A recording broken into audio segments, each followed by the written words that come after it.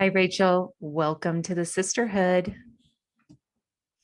Thanks for having me. You are so welcome. We are in the middle of this series on motherhood and how it stretches us, and you are representing the new mom demographic.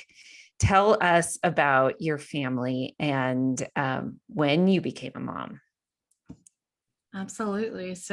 We are a wild and messy bunch.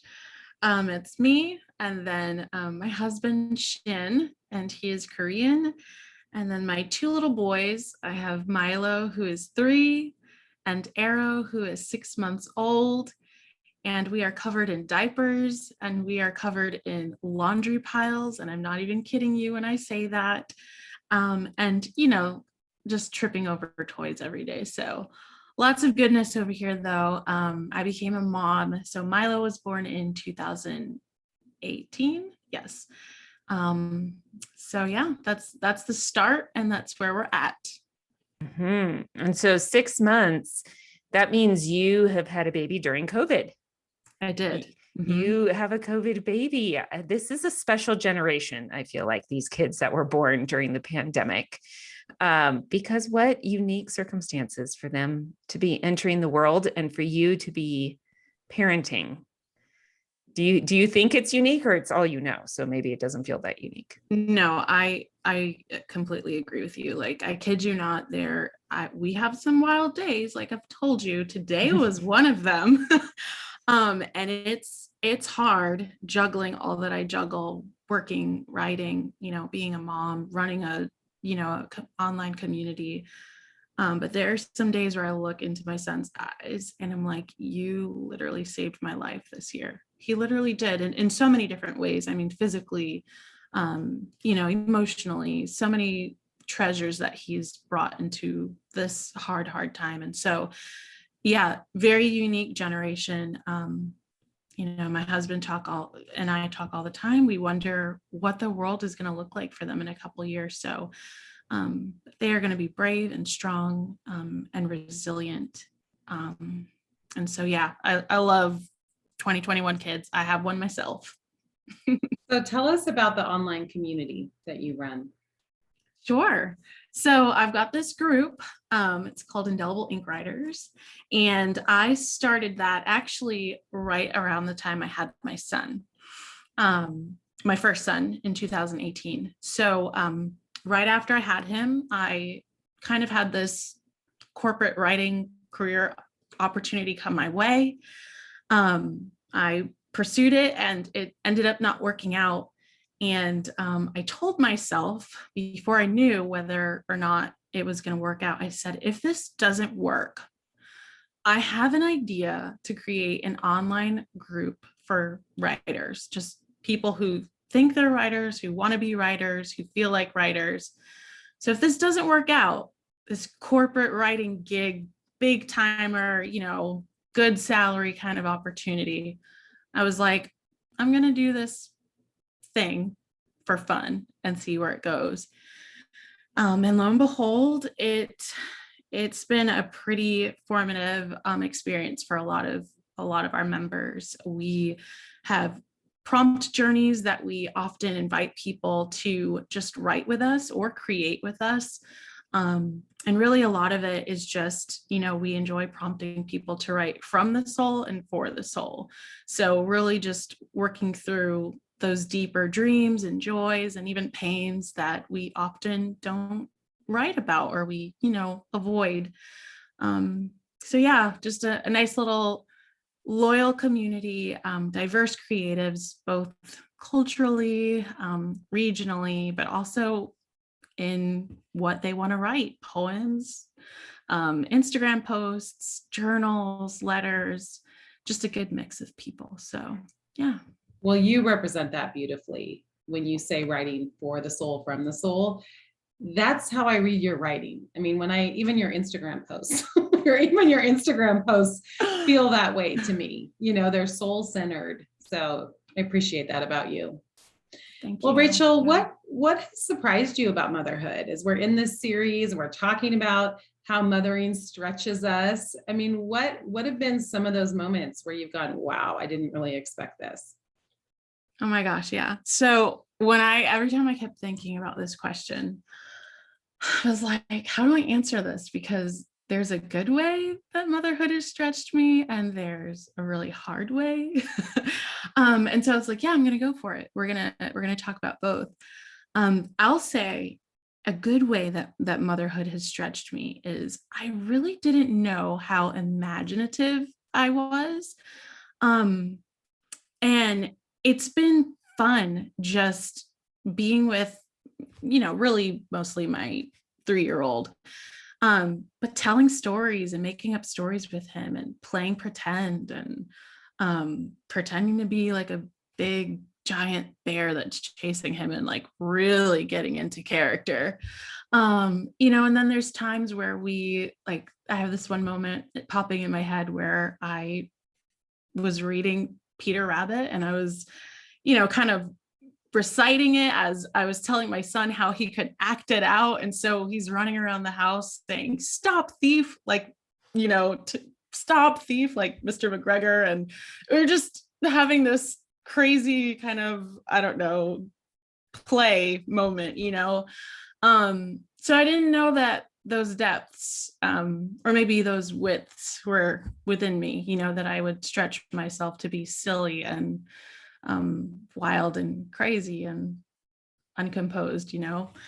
Um, and then, the hard thing that motherhood has done, the way that it has surprised me, is I haven't realized how traumatized I am, and how many pains I carry. I think you grow up and you spend your teenage years realizing that you aren't happy with certain things or with yourself or with the world, and trying to work through those things. And then you become a young adult who knows what they want to do, and you have this career path that you choose. And then for a while, life seems, sometimes, I guess maybe for most people, like it's falling into place. And then you have kids, and I kid you not, there are times where I look into my son's eyes and I'm just like, wow, do you see the imperfections that I know I have? Because I can see it. Like, I see it when I yell at you. I see it when I am unsure of how to make this decision, and I know so many of us carry that, either their pains or fears or guilts, or traumas. So much of what we try to hide, I feel there are moments where our kids, not that they bring it up intentionally, but those moments just organically happen. And, I so often find myself saying, oh my gosh, like I thought I worked through this. I guess I didn't, So, yeah, I would say that. I work from home, so I spend a lot of time with my kids. And so I think that these, surprises, maybe they feel a little bit more magnified because I'm constantly with my kids. So those joys are there, but those hard realizations are too. Yeah, and a lot of people have been working from home that typically wouldn't be. Yes. The last couple of years with little kids at home has been so hard, I know. Yeah. Yeah. But I can certainly relate to having children brings up some wounds that you think, oh, I thought I worked through this, but now I'm seeing it through a whole nother lens. I'm seeing it through this idea of my child. And yeah, it can get rough before it gets better. And it's kind of like that onion idea of you just keep peeling the layers away. Like, yeah, well, you did work through some parts of it, but there's more there that you didn't realize. I'll say Absolutely. I didn't realize until, I mean, it was just like when I got married, I realized some things that I thought I had worked through, but marriage amplified it, and then kids amplify it. Yeah. Yeah. No, it's so funny that you say that, because I literally had just been talking about the same analogy on a previous podcast that I was interviewed on. And we were talking about that idea of, feeling like we have these onion layers that are just being cut into, and we're like, oh, it goes even deeper, but what I said, and I still stick to this, even after, I kid you not, this was probably one of the hardest days I've had in a very, very long time. God is so gentle with us when we work through these layers. It's not like he takes a hacksaw and is like, let's just go for it. And he's so gentle with our hearts,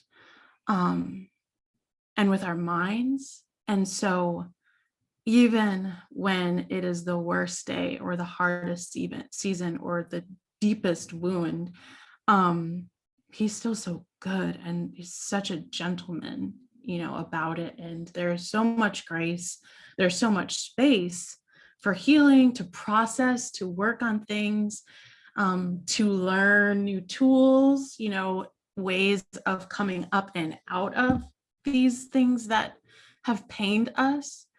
And so there's hope for that. It's not all miserable, even though there are some really bad days.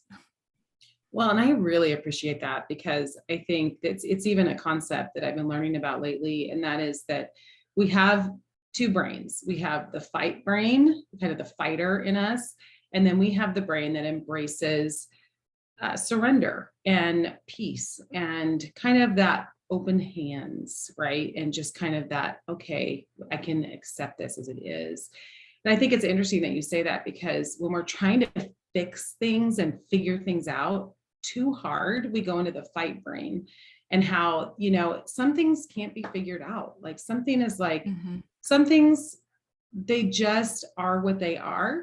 And we have to come to a little bit of a peace with that and let God change us in that. But it's interesting, because as I've been looking at that, I hadn't really thought about it in terms of motherhood specifically, but when you were talking, I'm like, yeah, that's exactly what it is, that God is gently showing us so he can gently transform us and change us. But if we're constantly fighting, and go to that fighter brain, it's really hard to do, because we're just trying to figure out how to do it on our own, as opposed to that. So I really appreciate that point in light of some of the reading I've been doing. No, absolutely. And I love what you're saying too, because, let me say, I went into motherhood thinking like, it's all about the heart. If I love my kids, like hardcore, like that's all I really need. Right. And then you realize, okay, mentally, like, actually, that's the harder battle, right? Is because there's so much going on up here. Talk about COVID, that intensifies things by so many levels. And so, like that whole brain thing that you're talking about, and on the one hand, how we're trying to figure it out forcefully, and then there's this other side of grace and of letting go. And that was my day, like literally on the phone with insurance agents, trying to figure out why our coverage has been denied since April, but we haven't known about it, And so my husband and I are sitting there trying to track this down, and we're like, how? We don't know everything. We can't figure it out. We can't fix everything. And it's such a mental process of releasing that, and knowing that even still, like, we are doing a good job of taking our kids. We are trying our best. We have so many privileges. Our kids really do have what they need, So yeah, I hear that. Well, and it beats the control out of us, right? Which is actually, that's kind of the central issue, is that we just want control. So we're grasping at it all the time, trying to figure out, whatever it is. And there's just no figuring it out. Like maybe we just can't control some things, because like with your insurance, things happen and it just is what it is. So, okay, how do you accept it and move forward from there and figure out then the plan forward, right? Yeah. Absolutely. Well, Rachel, we're talking, in about motherhood as a whole, and I'd really like to hear from you because I do think your work is so creative. How has motherhood really inspired creativity for you? Because I think a lot of moms are so tired. They're like, I'm not creative. I am just tired. And so, how have you cultivated that? Because I think we do probably have to be a little bit intentional about that because we are tired a lot as moms. Mhm. Yeah, no, I feel that on so many levels. And that is probably the number one thing that I think stops us and holds us back. I'll say personally for me, gosh, I really didn't start to take my creativity and, dare I say, art seriously until my son was born. Um, and so what happened around that time was just 10 days after Milo, my son, was born, we got news that my cousin had died. He had passed away, that it was actually suicide. And so I found myself in this season where I was holding life in one hand and holding this horrible, heartbreaking situation in another. And I felt a sense of urgency, of this can't wait anymore. This meaning the ideas that I have of bringing my words and my art into the world, but also the idea of believing that anything that I would try to do with my creativity, that at least it was good enough for me, that it was keeping my soul, that it was saving my soul. And so there was a sense of urgency. And sure enough, come the beginning of this year, I found myself in a similar situation where, January, lost my grandfather to COVID. 1 month later, gave birth to my second son. And so here I am holding grief in one hand and life in the other. And I'm like, how do you honor legacy with words, with stories, right? How do you teach these children what their grandfather taught me? Like, how do you carry this on? How do you honor it? With stories, with words? Is it really that simple? Yes. So that means it's really important. Yes. And so really there's been this kind of beat, this drum of urgency that has compelled me. Good news, last summer, so October 2021 or 2020, I got the news that I was offered a 2-book deal with Revell Books. Such a amazing time. I am thankful for my team there, and we've been working on this book, and it's really coming together. It's about creativity.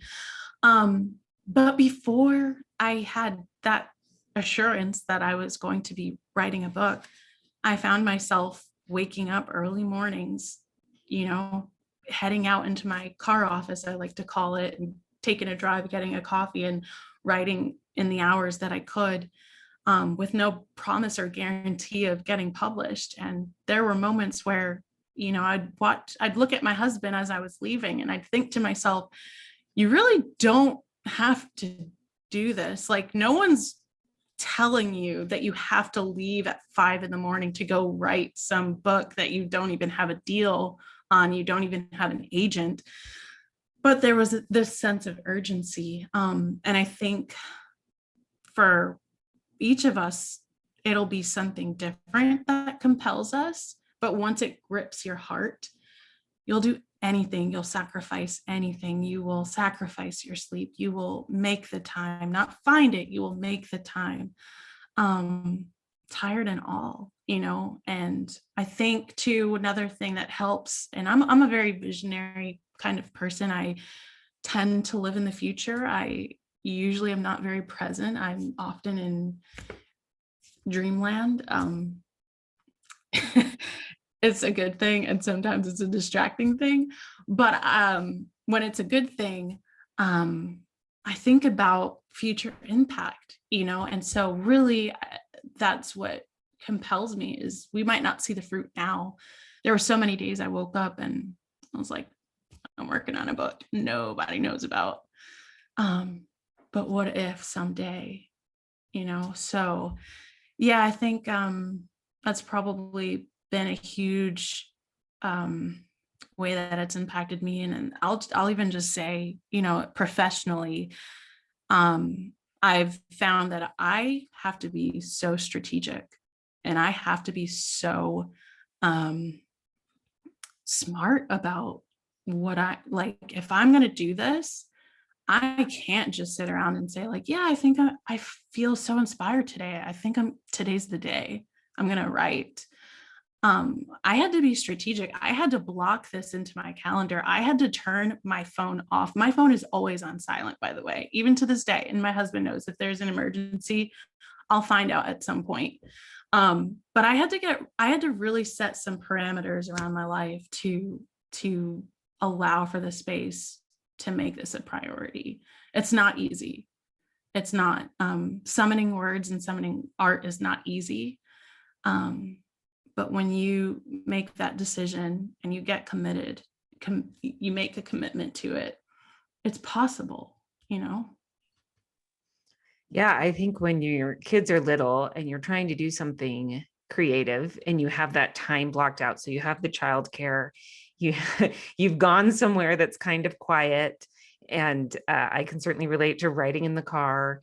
And I wrote my first book. I started it when I was pregnant with my fourth, but I really wrote most of it the first 9 months of her life. So I had 4 kids and a baby, one of them was a baby.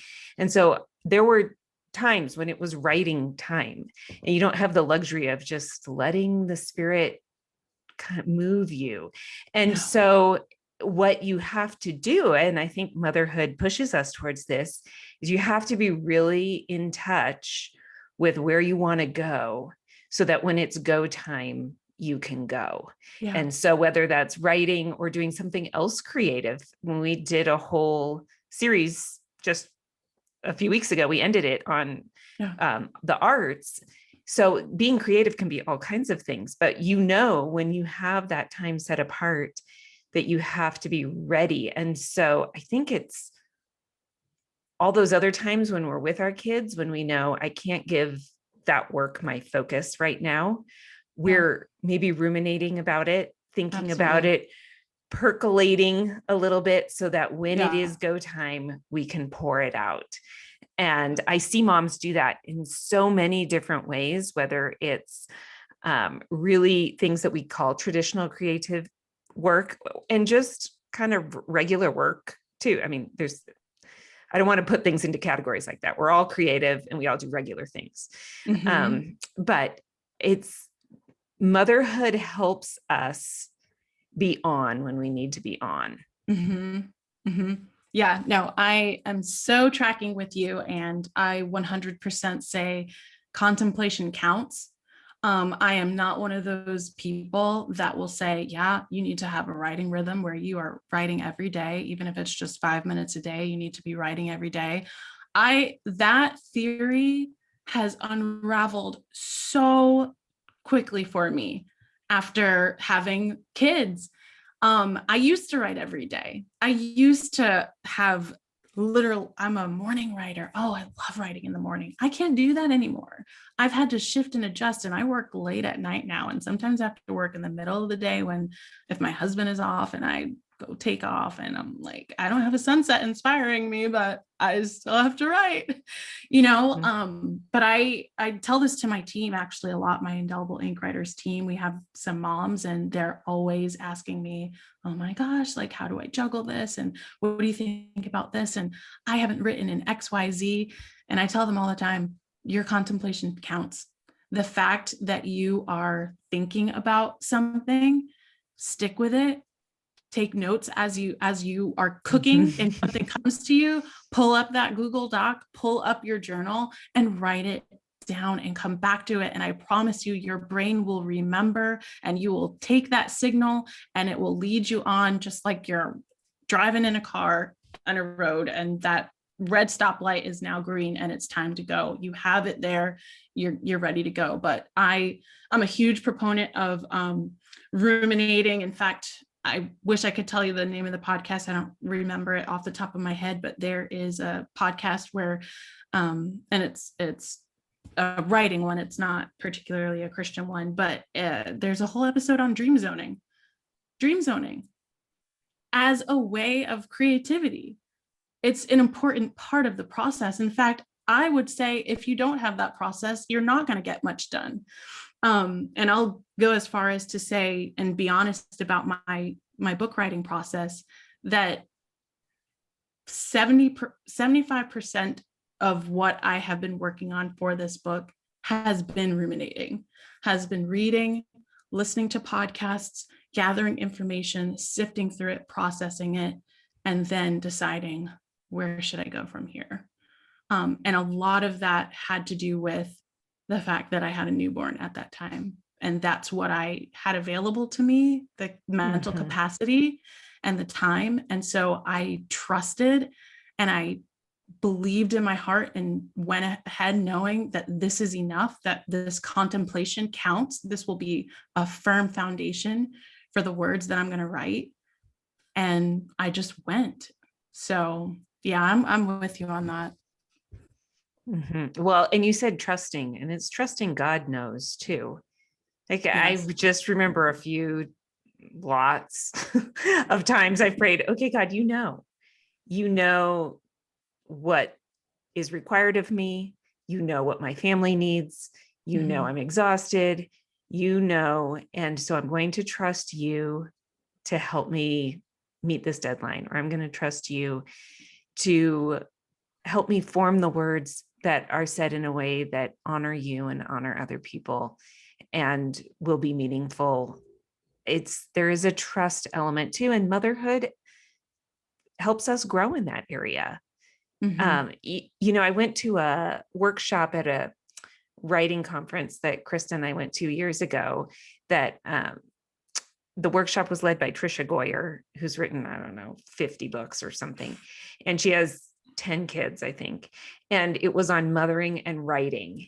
And she said, often moms will say, how do I write as a mom when I have all of these restrictions, these limitations that mothering offers me? And she said, I have learned that my writing is better because I'm a mom. And then part of the workshop was saying all the ways that your writing improves because of mothering. And then I'm a better mom because of my writing. The two can inform each other. And then, she talked about all the ways that was true as well. So to remember that we're complex people and that God knows all of our responsibilities and all of who we are, that we can bring our motherhood with us into our writing, and we can bring our writing or whatever our creative endeavor is into our motherhood, and the two feed each other and make both better because we're operating out of our whole selves. Yeah. No, that's so good. So good. Yeah. And I think trusting God for that guidance and for that direction is so key, and even just thinking back to that, analogy of the onion, where he's gentle, he's kind, he's gracious. The same as of our writing, and we sometimes want to be so forceful with our words or whatever our art is, maybe we have a vision or a dream or a goal, someplace that we imagine getting to.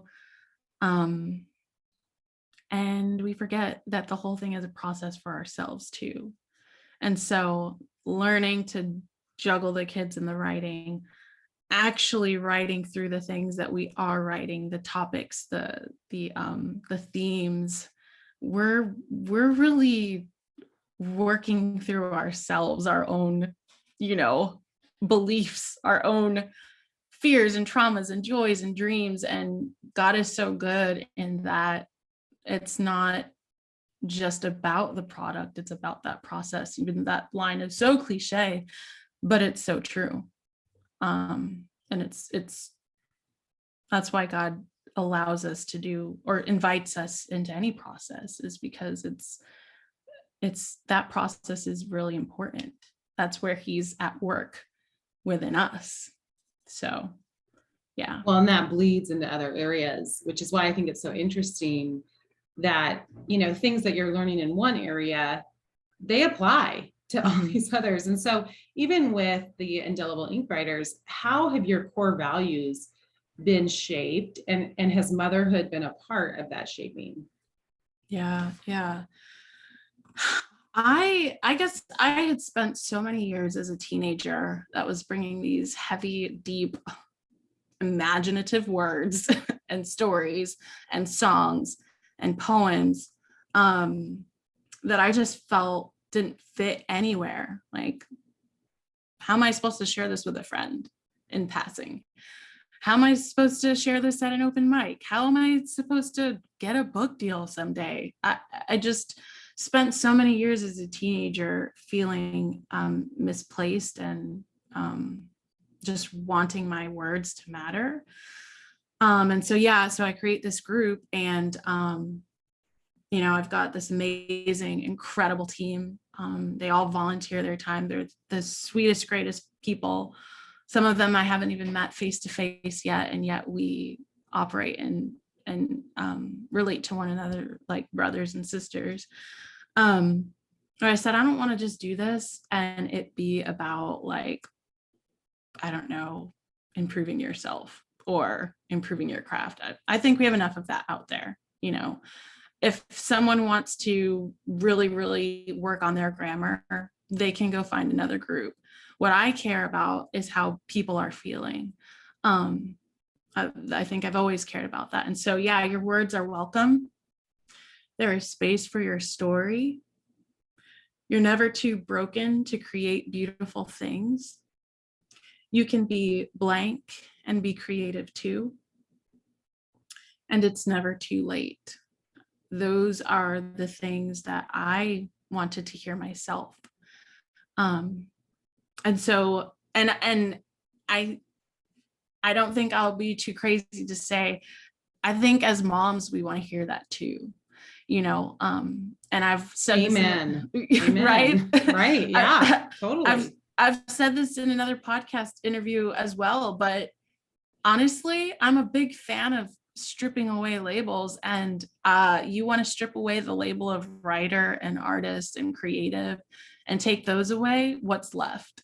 Mother, daughter, sister, friend, daughter of the king, right? Human, who feels, who has a heart, right? And so those are the people that want to hear these words, that your words are welcome, that there's space for your story, that you're never too broken to create beautiful things, that you can be, for me, this one was, you can be Black and be creative too. You can be Native American and be creative too. You can be mixed and be creative too. You can be deep. You can be cerebral and logic, just in your head, because I'm that kind of person where I'm just, I even learned about myself this weekend, for personality tests for work, and I tested all in the same domain of like strategic thinking and like very cerebral, right?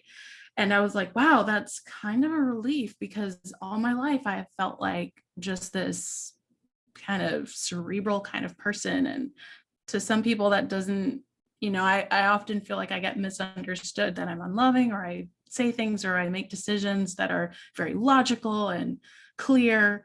And so to say to someone, like, you can be analytical and creative too. You can be a deep thinker and be creative too. You can be a slow processor and creative too. You can be an introvert and creative too. You can be a mother and be creative too. That's so liberating. I love that, Rachel. Well, as we're wrapping up today, do you have any just words of encouragement for moms as they are in the trenches and they are, doing so many of the things that you talked about, whether directly or indirectly, because maybe some of them are not writers, but they're doing other things that are impacting their parenthood, or just even involved in other pursuits. But what would you say is kind of maybe just a main encouragement that you could leave them with? Absolutely. Find a community, be surrounded by people that are going to hear your words, cheer you on, and support you. That's what Indelible Ink Writers is for. And it's not just for writers. And we're kind of in the midst of reshaping that too, and saying we want to welcome all creatives, like not just writers.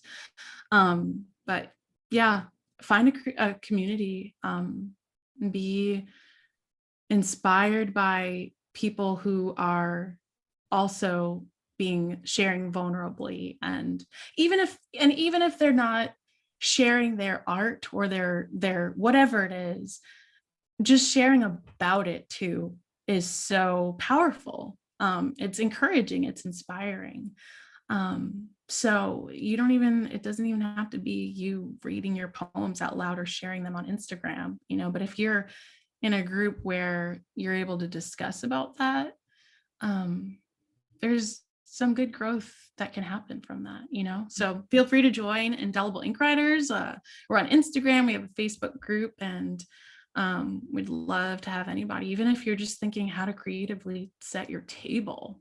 I've been thinking about that a lot lately. I want my table to be set beautifully. I can help with that. You can come to me, Rachel. You can. I would love to help you with that.